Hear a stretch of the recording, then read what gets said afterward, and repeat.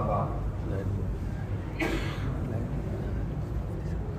الحمدللہ آج کی تراویح میں ہمارے 23 پارے مکمل ہوئے. یہ سب اللہ رب العزت کے فضل اور اس کے احسان سے ہوا. اللہ رب العزت اس میں مزید اضافہ فرما رہا.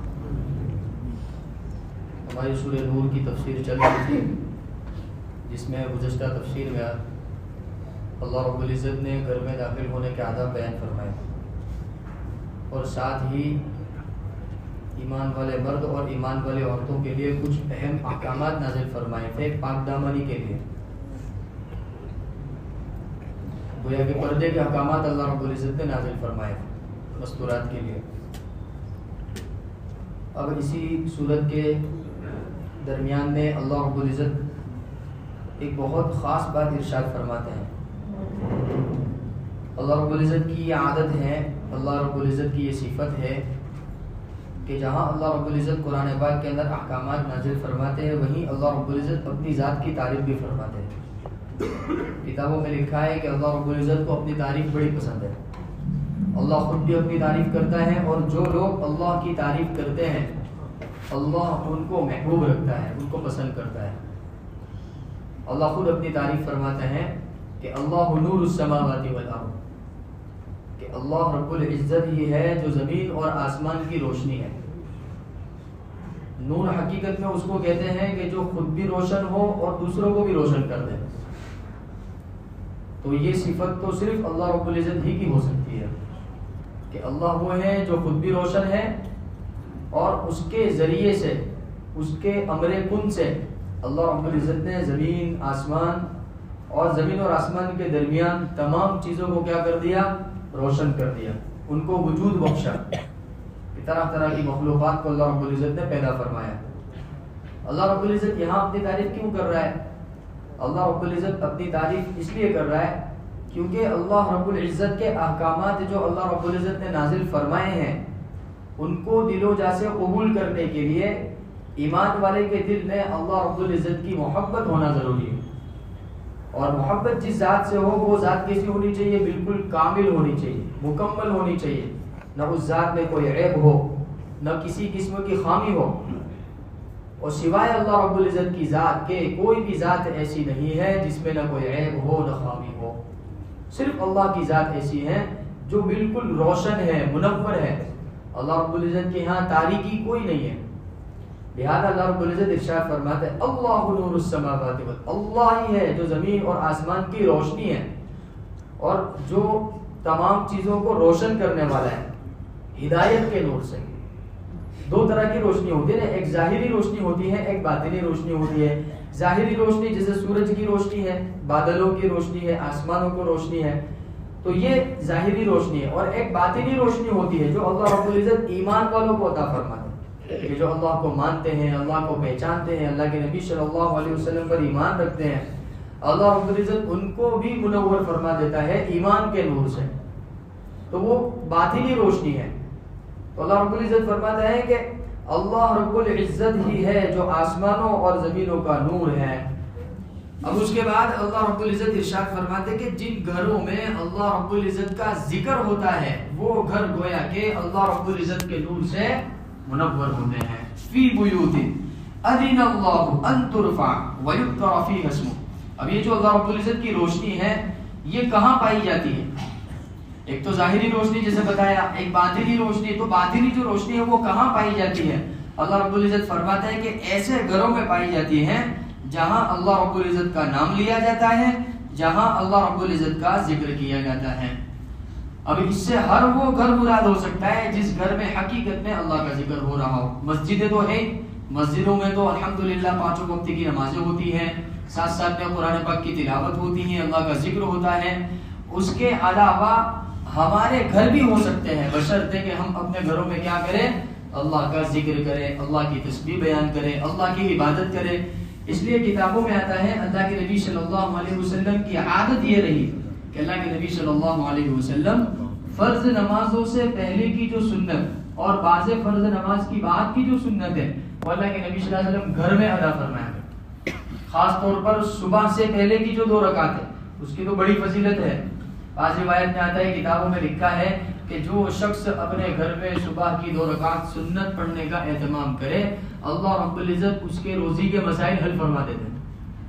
تو اس کا اہتمام ہونا چاہیے کہ ہم اپنے گھروں کے اندر بھی کیا کیا کریں, نماز پڑھا کریں. ایسا نہیں کہ گھر میں نماز پڑھنا صرف مستورات کے لیے, مردوں کے لیے فرض نماز مسجد میں ہے. البتہ فرض نماز کے بعد کی جو سنتیں اگر مشغولی کی وجہ سے رہ جاتی ہو تو اس کو مسجد ہی میں ادا کریں. اور وہ نمازیں کہ جن کے بعد کی سنتیں ہم اطمینان کے ساتھ گھر پہ ادا کر سکتے ہیں, ہمارے لیے موقع ہے, تو پھر اس کو کہاں ادا کرنی چاہیے؟ گھر پہ ہی ادا کرنی چاہیے. فی بیوت اذن اللہ, ایسے گھر جہاں اللہ رب العزت کو یاد کیا جاتا ہے. تو یاد کرنے کی سب سے بہترین شکل کیا ہے؟ نماز کی ادائیگی. ایسے ہی نوافل کا اہتمام بھی گھر میں ہونا چاہیے. یہ ہماری بڑی کمزوری ہے کہ ہم اس کے سلسلے میں کیا ہے کہ کوتاہی سے کام برتتے ہیں. ہاں, کہ ہم گھروں کے اندر نماز پڑھنے کے عادی نہیں ہوتے, ایسے ہی گھروں میں بیٹھ کر اللہ کا ذکر کرنے کے عادی نہیں ہوتے ہیں. اب 24 گھنٹے جس گھر کے اندر اللہ کا ذکر ہی نہ ہو رہا ہو, نہ قرآن پاک کی تعلیم ہو رہی ہو, نہ نماز ہو رہی ہو, اور وہاں صرف اور صرف دنیا کے تذکرے ہو رہے ہو, تو پھر وہاں بلا تو آنی ہی ہے, مصیبتیں تو آنی ہی ہے, بے برکتی تو آنی ہے. برکتیں تو وہاں نازل ہوتی ہے جہاں اللہ کا نام لیا جاتا ہے. اللہ وہی ارشاد فرمانا چاہتے ہیں کہ اللہ وہ ہے جس نے زمین اور آسمان کو روشن کیا, اور اللہ کی یہ روشنی ایسے گھروں میں پائی جاتی ہے جہاں اللہ رب العزت کا نام لیا جاتا ہے. فی بیوت, ایسے گھر, اذن اللہ ان ترفع, کہ وہاں اللہ رب العزت کا نام لیا جاتا ہے. ویذکر فیہا اسمہ, اور اللہ رب العزت کے نام کا ذکر کیا جاتا ہے. جیسے پہلے کلمے کی تسبیح ہے, تیسرے کلمے کی تسبیح ہے, درود شریف کی تسبیح ہے, استغفار کی تسبیح ہے, یہ اللہ کا ذکر ہے. تو لہذا اس کا اہتمام اپنے گھروں میں ہونا چاہیے. یسبح لہ فیہا بالغدو والآصال, کہ وہ گھر ایسے مبارک ہیں کہ صبح و شام وہاں اللہ رب العزت کی تسبیح بیان کی جاتی ہے. تو لہذا ہم اپنے گھروں کے اندر تینوں چیزوں کا اہتمام کریں, نماز کا بھی اہتمام کریں, قرآن پاک کی تلاوت کا بھی اہتمام کریں, اور ذکر کا بھی اہتمام کریں. کہتے ہیں کہ اللہ رب العزت کی روشنی ان 3 چیزوں سے زیادہ حاصل ہوتی ہے. ویسے بہت ساری عبادت ہے اللہ رب العزت کی, زکوٰۃ بھی اللہ کی عبادت ہے, حج بھی اللہ کی عبادت ہے, ایک دوسرے کی مدد کرنا یہ بھی اللہ رب العزت کی عبادت ہے, بہت ساری اللہ رب العزت کی عبادت کی راہیں ہیں. لیکن یہ 3 چیزیں خاص طور پر علماء نے لکھی ہے, نماز, قرآن پاک کی تلاوت اور اللہ رب العزت کا ذکر. یہ 3 چیزیں تو روزمرہ کی زندگی کے اندر ہونی ہی چاہیے. فرض نمازوں کا اہتمام مسجدوں میں ہونا چاہیے, اور جو سنتیں بعد میں پڑھنے کا موقع نہ ملے تو اس کو بھی مسجد میں ادا کر لینا چاہیے. اس کے علاوہ کی جو سنتیں ہیں یا اس کے علاوہ کی جو نوافل ہیں اس کو کہاں پر پڑھنے کا اہتمام ہونا چاہیے؟ گھروں پر. اور ساتھ میں قرآن پاک کی تلاوت کا اہتمام گھروں پر, ایسے ہی تسبیحات کی پابندی گھروں پر. تو یہ انشاءاللہ تعالی ہمارے گھر بھی اس آیت کریمہ کی روح سے اللہ رب العزت کی اس روشنی کے اندر کیا ہو جائیں گے؟ شامل ہو جائیں گے انشاءاللہ. پھر اللہ پاک فرماتے ہیں کہ ان گھروں کو آباد کرنے والے وہ لوگ ہیں. اب گویا کہ مسجدوں کو آباد کرنے والے بھی مراد ہو سکتے ہیں, لیکن ان کے اندر یہ صفت ہونی چاہیے. وہ صفت کیا ہے؟ اللہ رب العزت آگے ارشاد فرماتے. اچھا, یہ جو صفت اللہ رب العزت آگے ارشاد فرمائے, یہ صحابہ کرام کی اعلیٰ درجے کی صفت. صحابہ کرام اس صفت میں بہت آگے تھے, اور اللہ رب العزت کو یہ صفت صحابہ کرام کی اتنی پسند آئی, اللہ رب العزت نے اس کو بیان فرمایا. رجال, کہ ایسے مرد ہیں جو اس گھر کو آباد کرتے ہیں, لا تلہیہم تجارت, کہ کاروبار, ولا بیع, اور لین دین, ان کو اللہ رب العزت کے ذکر سے غافل نہیں کرتا. ایسے لوگ ہیں اللہ کے گھر کو آباد کرنے والے, ایسے لوگ ہیں, یا بالفاظ دیگر یوں کہیے کہ اللہ رب العزت کی روشنی کو حاصل کرنے والے ایسے لوگ ہیں کہ تجارت اور لین دین, کاروبار, معاملات, ان کو اللہ رب العزت کے ذکر سے غافل نہیں کرتے ہیں, اور نہ ہی نماز کے قائم کرنے سے غافل کرتے ہیں, اور نہ ہی زکوٰۃ کے ادا کرنے سے غافل کرتے ہیں. 3 چیزیں اللہ رب العزت نے ارشاد فرمائی, اللہ کا ذکر, نماز کو قائم کرنا, اور زکوٰۃ کا ادا کرنا, کہ ان 3 چیزوں سے یہ تجارت اور لین دین ان کو غافل نہیں کرتا ہے. لہذا اب ہمیں غور کرنا چاہیے کہ ہماری تجارت اور ہمارا لین دین کیا ہمیں اللہ رب العزت کے ذکر سے غافل کر رہا ہے؟ کیا ہمیں نماز کے پڑھنے سے غافل کر رہا ہے؟ کیا ہمیں زکوٰۃ کے ادا دینے سے غافل کر رہا ہے؟ اگر ایسا ہے تو پھر توبہ ہے, استغفار ہے, اللہ سے معافی مانگنی ہے کہ اللہ رب العزت معاف فرماوے کہ دنیا کی مشغولی کی وجہ سے کہ یہ اتنے اہم کام نہیں ہو پا رہے. جیسے ذکر تو اکثر و بیشتر ہم میں سے لوگوں کا نہیں ہو پا رہا ہے. 24 گھنٹے کے اندر ہمارے بڑوں کی جانب سے 3 تسبیحات بتائی جاتی ہے کہ صبح میں 3 تسبیح اور شام میں 3 تسبیح. تیسرے کلمے کی تسبیح ہے، درود شریف کی تسبیح ہے، استغفار کی تسبیح ہے، 100 مرتبہ درود شریف، 100 مرتبہ تیسرا کلمہ اور 100 مرتبہ استغفار صبح میں، ظہر سے پہلے اس کو پڑھ لیا جاتا ہے، اور شام میں سونے سے پہلے یہ 3 تسبیحات پڑھ لی، یہی 3 تسبیحات کہ یہ بھی ہماری زندگی کی اندر آ جائے نا، روٹین میں اگر یہ چیز بھی آ جائے نا، 3 تسبیحات صبح میں، 3 تسبیحات شام میں، 3 تسبیحات، اللہ کی ذات سے امید ہے کہ ہم بھی ذاکرین میں شمار ہو جائیں گے، اللہ کا ذکر کرنے والوں میں شمار ہو جائیں گے۔ یہ اللہ پاک نے فرمایا نا کہ صبح و شام جو اللہ کا ذکر کرتے ہیں اور اس کی تسبیح بیان کرتے ہیں، تو یہ ہمارے بڑوں کی جانب سے یہ ترتیب ہے کہ عادت ڈالنے کے لیے اللہ رب العزت کا ذکر، اس کی اہمیت ہمارے دلوں میں بیٹھ جاوے، اس کے لیے کہ یہ 3 تسبیحات بتلائی گئی ہے، تو یہ اللہ کا ذکر ہے۔ ایسے ہی نماز کا قائم کرنا، نماز کے قائم کرنے میں سب سے پہلے فرض نماز ہے۔ بسا اوقات کیا ہوتا ہے، ہم لوگ نوافل کا تو بڑا اہتمام کر لیتے لیکن فرض چھوٹ جاتی ہے۔ اچھا، فرض نماز میں دوسرے نمبر پہ جماعت، پہلے نمبر پہ فرض نماز، دوسرے نمبر پہ فرض نماز کو جماعت کے ساتھ ادا کرنا، تیسرے نمبر پہ فرض نماز کو جماعت کے ساتھ تکبیر اولیٰ کے ساتھ ادا کرنا۔ کس کے ساتھ؟ تکبیر اولیٰ۔ اور یہ تینوں چیزیں تبھی ہوگی نا جب آدمی مسجد میں آئے گا، جماعت تو تبھی ملے گی نا اس کو جو مسجد میں ہوگا، ہاں، تکبیر اولیٰ کے ساتھ ہو۔ تو یہ نماز کے اندر خاص طور پر اس بات کا اہتمام ہو کہ جماعت کے ساتھ ہو، تکبیر اولیٰ کے ساتھ ہو، اور اس کے بعد زکوٰۃ کا ادا کرنا۔ زکوٰۃ کے ادا کرنے کے اندر بہت آسانی والا معاملہ ہے، ہم نے اس کو بہت زیادہ دماغ پہ لے لیا کہ زکوٰۃ زکوٰۃ زکوٰۃ، حالانکہ 2.5% ہے، کوئی بڑی اماؤنٹ نہیں ہوتی ہے۔ اس کی ایک چھوٹی سی مثال لوگ بیان کرتے، کتابوں میں لکھی ہے کہ ہمارے کھانے پینے کی بہت ساری چیزیں ایسی ہیں کہ ہم وہ پوری کے پوری استعمال نہیں کرتے، بہت ساری چیزیں اس میں سے نکال کے ہم پھینک دیتے ہیں۔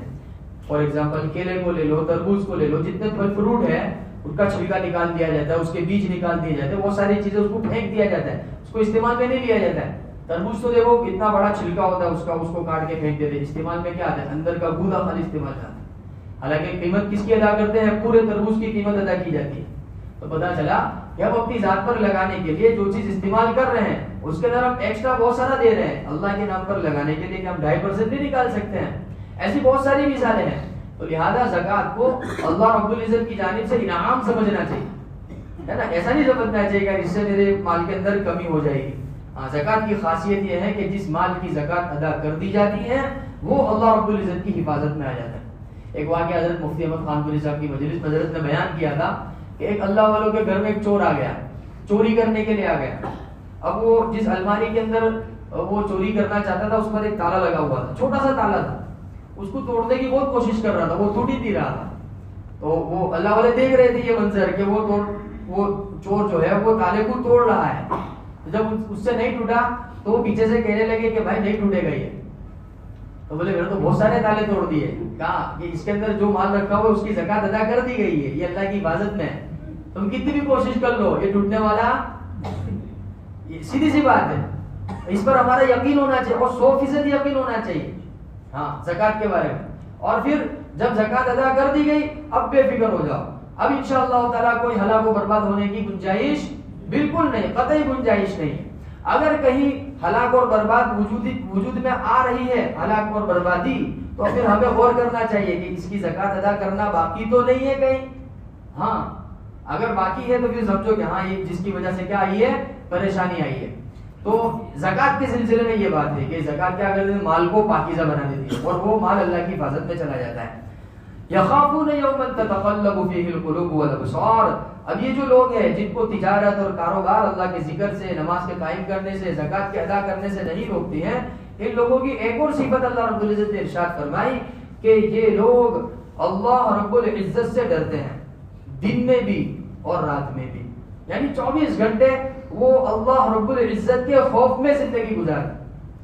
اب یہ بھی بات ہے کہ جس کے دل میں اللہ کا خوف نہیں ہوگا تو پھر اس کے دل میں سب کا خوف ہوگا، اب وہ سب سے ڈرے گا، کبھی کاروبار سے ڈرے گا، کبھی تجارت سے ڈرے گا، ہاں، کبھی قرضے سے ڈرے گا، کبھی پتہ نہیں کیسی کیسی چیزوں سے لوگ ڈرتے ہیں۔ ایک طرح کا خوف، جو چیز ابھی وجود میں نہیں آئی ہے اس کا بھی خوف دل کے اندر بیٹھا ہوا ہے۔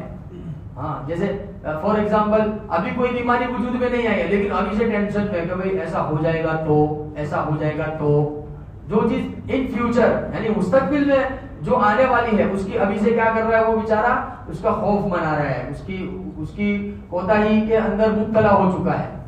تو لہذا یہ صحابہ کرام کی اعلیٰ درجے کی صفت بتائی. صحابہ کرام جو تھے وہ اللہ رب العزت کے خوف سے بالکل لبریز تھے کہ یخافون یوما تتقلب فیہ القلوب والابصار، جس سے ان کے دل اللہ رب العزت کے خوف سے لبریز تھے، ایسے ہی ان کی آنکھیں بھی اللہ رب العزت کے خوف سے لبریز تھی. اب جن لوگوں کے اندر یہ صفات پائی جاتی ہیں، 3 صفت بیان فرمائی. ایک تو وہ اللہ رب العزت کے ذکر کو کرنے والے ہیں صبح و شام، گھروں کے اندر بھی مسجدوں کے اندر بھی اس کو آباد کرنے والے ہیں، ایسے ہی نمازوں کو قائم کرنے والے ہیں، زکوٰۃ کی ادا کرنے والے ہیں، اور اللہ رب العزت کا خوف ان کے دلوں کے اندر ہے. یہ 3 چیزیں ہیں. اللہ رب العزت فرماتے کہ یہ 3 چیزیں لے کر آؤ، پھر تمہیں کیا دیا جائے گا کہ بدلہ دیا، انعام دیا جائے گا. لیجزیہم اللہ احسن ما عملوا ویزیدہم من فضلہ. اللہ رب العزت اچھے عمل کرنے والوں کو کیا دے گا؟ بدلہ دے گا، اور اپنے فضل سے اور اضافہ بھی کر دے گا، اور زیادہ دے دے گا. کیونکہ اچھا عمل کرنے والا آدمی اللہ رب العزت کا دوست ہوتا ہے، اور دوست کے ساتھ حساب کتاب کا معاملہ نہیں ہوتا ہے. ہم آپس میں بھی کوئی ہمارا بہت خاص دوست ہوتا ہے، بہت خاص جگری ہوتا ہے، تو ہم آپس میں لین دین کو بھول جاتے ہیں. ارے چلو نا، جو تیرا ہے وہ میرا ہے، جو میرا ہے وہ تیرا ہے، کوئی مسئلہ نہیں ہے. تو ایسے ہی جو اللہ کے دوست ہوتے ہیں، اللہ پاک ارشاد فرماتے ہیں کہ ہم ان کو بدلہ دیں گے، بہترین بدلہ دیں گے، اور وَيَزِيدُهُم مِّن فَضْلِهِ، اور اپنے فضل سے اور زیادہ بھی دے دیں گے ان کو. اور پھر واللہ یرزق من یشاء بغیر حساب، اللہ رب العزت تو اپنے بندوں میں سے جس کو بھی چاہتا ہے بغیر حساب کتاب کے دیتا ہے، بے حساب دیتا ہے اللہ رب العزت. بس ضروری ہے کہ اللہ رب العزت سے کیا ہو جاوے؟ دوستی ہو جاوے، اللہ رب العزت سے تعلق ہو جاوے. اب یہ ایمان والوں کی صفات اللہ نے بیان فرمائی. اب رہا کافروں کا مسئلہ، تو اللہ رب العزت فرماتے ہیں کہ میدان محشر میں ان کی حالت تو ایسی ہوگی، والذین کفروا اعمالهم کسراب بقیعۃ یحسبہ الظمآن. ایک مثال کے ذریعے اللہ رب العزت نے سمجھایا کہ کافر جو ہوتا ہے، جو اللہ کو نہیں مانتا ہے، اللہ کے نبی صلی اللہ علیہ وسلم کو نہیں مانتا ہے، آخرت کو نہیں مانتا ہے. 3 چیزیں ہیں: توحید، رسالت، آخرت. توحید اللہ رب العزت کو ایک ماننا، رسالت حضرت محمد صلی اللہ علیہ وسلم کو اللہ کا رسول ماننا، اور آخرت یعنی میدان محشر قائم ہونے والا ہے، مرنے کے بعد دوبارہ زندہ ہونا ہے، اس کے اوپر ایمان لانا. جو لوگ بھی ان تینوں چیزوں کے منکر ہیں وہ کافر ہیں. تو وہ دنیا کے اندر کتنی بھی محنت کر لے، کتنی بھی کوششیں کر لے، ان کی جتنی بھی اچھائیاں ہیں، ان کی جتنی بھی ظاہری طور پر جو نیکیاں ہیں، جیسے کسی کی مدد کرنا، کسی کی ہیلپ کر دینا، لوگوں کے خرچ کرنا وغیرہ وغیرہ، یہ جتنی بھی چیزیں، اب ان کے اعمال کیسے ہیں؟ کسراب بقیعۃ یحسبہ الظمآن ماء. وہ ایسا سمجھ رہے کہ یہ والے اعمال کر کے کہ ہم ہو سکتا ہے کامیاب ہو جاوے. تو اللہ رب العزت فرماتے ہیں کہ ان کی مثال ایسی ہے جیسے ایک بندہ بالکل چھٹیل میدان کے اندر جا رہا ہے، بالکل ریت کا میدان ہے. کیا ہے؟ ریت کا میدان. اور جو ریت ہوتی ہے تو جب سورج کی کرنیں اس کے اوپر پڑتی ہیں وہ دور سے چمکتی ہے. اب چلنے والے کو ایسا محسوس ہوتا ہے کہ وہاں پانی ہے. یحسبہ الظمآن ماء. اللہ رب العزت کیا فرماتا ہے کہ اس کی مثال ایسی ہے جیسے چھٹیل میدان میں چل رہا ہے اور اس کو چمکتی ہوئی ریت کیا محسوس ہو رہی ہے؟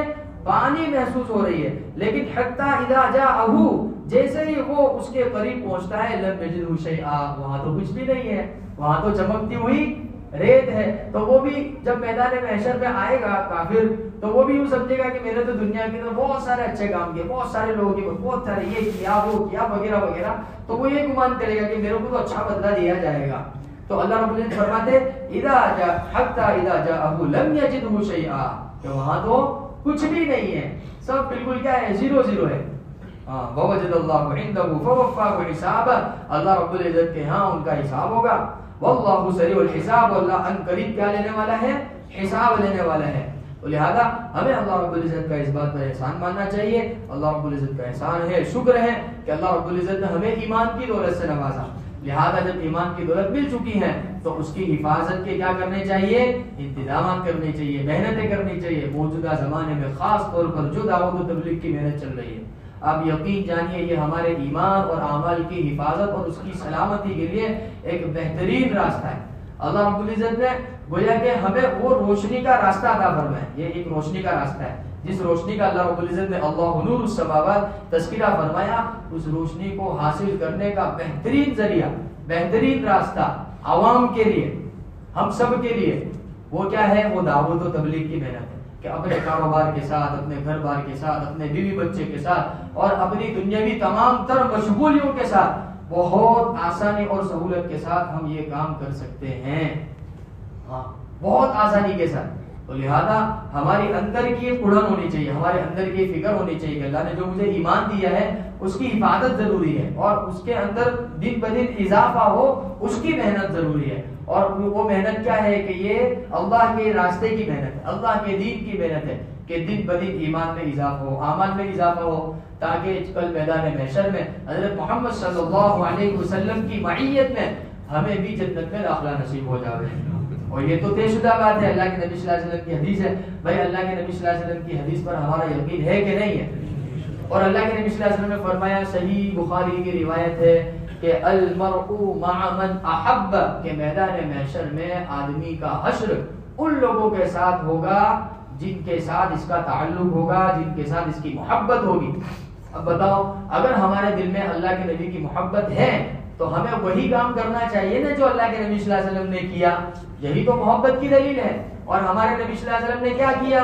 وہ اللہ رب العزت نے قرآن پاک میں ارشاد فرمایا کہ ہمارے نبی صلی اللہ علیہ وسلم کو اللہ نے جو دین عطا فرمایا تھا وہ دین اللہ کے نبی صلی اللہ علیہ وسلم نے صحابہ کرام کو سکھلایا، اور پھر صحابہ کرام کے واسطے سے ہوتے ہوتے یہ دین کہاں تک پہنچا ہے؟ ہم تک پہنچا ہے۔ لہٰذا اب ہماری ذمہ داری ہے کہ ہم کیا کریں، اس دین کو سیکھیں اور دوسروں تک پہنچانے کی کوشش کریں بھائی انشاءاللہ تعالی۔ اللہ رب العزت قبول اور منظور فرمائے۔ سبحان اللہ۔